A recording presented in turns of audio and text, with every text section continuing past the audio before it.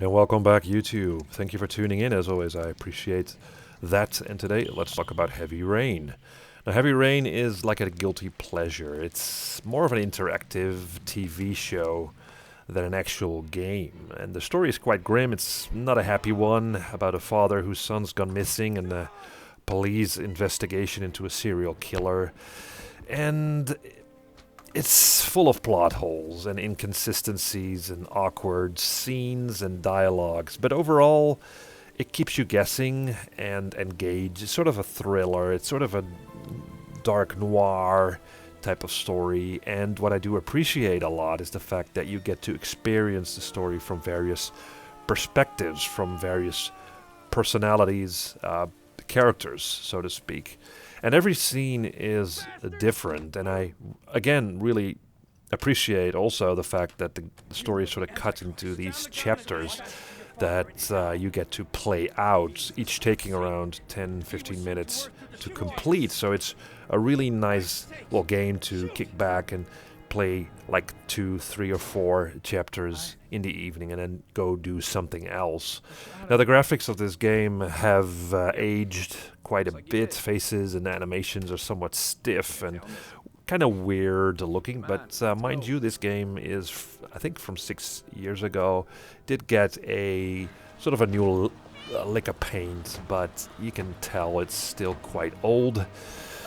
There are, though, some really great action sequences in this game, and every scene you play is different, so it keeps the whole thing fresh. The story's quite long, it's like 14 or 15 hours, but in terms of gameplay, I've not even talked about what you actually do in this game. The game really heavily relies on contextual button presses, QuickTime events, and the 6-axis motion gestures that were quite novel at the time, but nowadays just feel very old. And it has to do with the fact that it's just very clunky, it never feels natural. Also, it has a lot to do with the fact that the game wants to be as cinematic as possible with an ever-changing camera angle, making things hard to keep track of. And it's kind of difficult to navigate the character when every time you'll see it from a different angle. So, also, what's really nice is that there are some variations onto how a particular scene will play out depending on the choices that you make.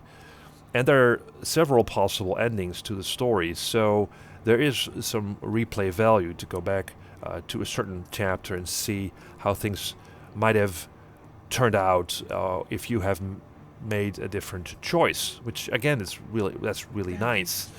So overall, I did enjoy Heavy Rain quite a lot. It really sucked me into it, even though it's just very campy.